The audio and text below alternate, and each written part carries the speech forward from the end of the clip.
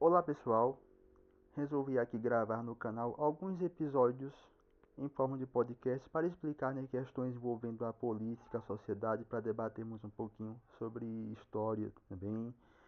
E hoje eu gostaria de falar um tema que está bastante em destaque, inclusive porque vai ocorrer hoje. Estamos falando das eleições americanas. E uma coisa que sempre vem à nossa cabeça é por que o sistema eleitoral deles é tão diferente do nosso e por que é tão complexo. Bom, pessoal, primeiramente, o primeiro passo a entender é que as eleições americanas elas ocorrem de forma indireta. E o que é uma eleição indireta? É quando ela não prescinde do voto popular, ou seja, o voto que cada um dos cidadãos americanos dão, eles não são necessariamente decisivos para a eleição. Isso porque lá existe uma coisa chamada o colegiado eleitoral composto pelos delegados eleitorais.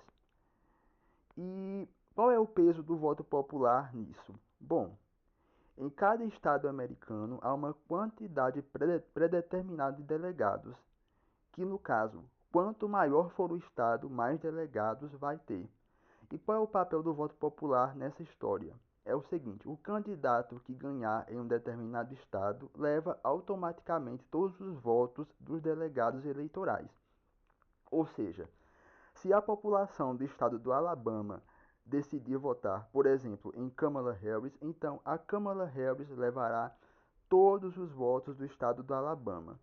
Então, por exemplo, se a população do estado do Texas decidir votar em Donald Trump, que é o que sempre acontece nesse estado, não é? Os candidatos republicanos, eles historicamente são os vitoriosos, então Donald Trump leva automaticamente todos os votos do estado do Texas. E qual é o critério? O que é que determina o número de delegados em cada estado? A questão a população. Quanto maior for a população do estado, mais delegados vai ter. Por exemplo, o maior estado norte-americano é o estado da Califórnia. Então, a Califórnia tem a maior quantidade de delegados. E nessas eleições, pessoal, americanas, é importante falar, tem estados que historicamente vão votar sempre em um determinado num partido, seja ele o republicano ou o democrata. Vamos pegar um exemplo, o estado do Texas, como eu já havia falado aqui. Historicamente, ele é republicano.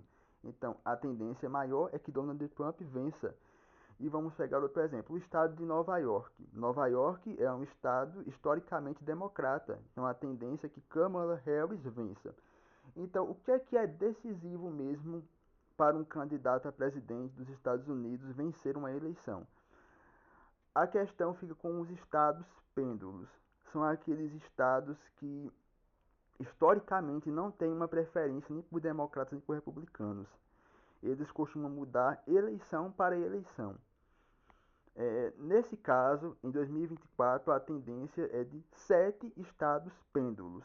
Então, esses estados são basicamente os que vão decidir, eleger quem será o presidente norte-americano, Kamala Harris ou Donald Trump. Então, se nós formos pensar como é que se constitui a campanha eleitoral americana, basicamente eles concentram mais atenção nesses 7 estados, porque é um trabalho de convencimento, de conquista de votos. Porque, como no caso é diferente de outros estados, eles não possuem uma tendência a votar num partido, então você tem que lutar, tem que conquistar os votos desse estado.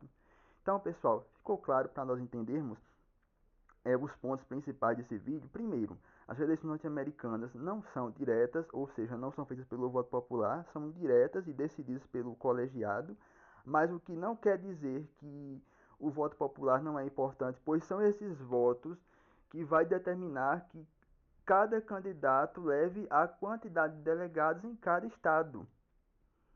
E no caso, outro ponto é que a maioria dos estados já tem sua preferência, seja eles por republicanos ou democratas, e que a eleição fica mesmo para ser decidida nos 7 estados pêndulos, ou seja, aqueles que não têm uma decisão formada. Então, pessoal, é um sistema realmente complicado, não é o melhor do mundo, muito pelo contrário.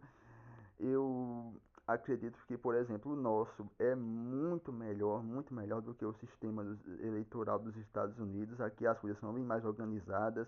Aqui nós sabemos que que a contabilização dos votos podem ser decididas, né, em pouco tempo. Nos Estados Unidos nós não temos ideia, pode durar dias, como durou com Donald Trump e Joe Biden, ou mesmo pode ser mais curta, como foi em 2016, quando Donald Trump, né, venceu as eleições concorrendo contra Hillary Clinton.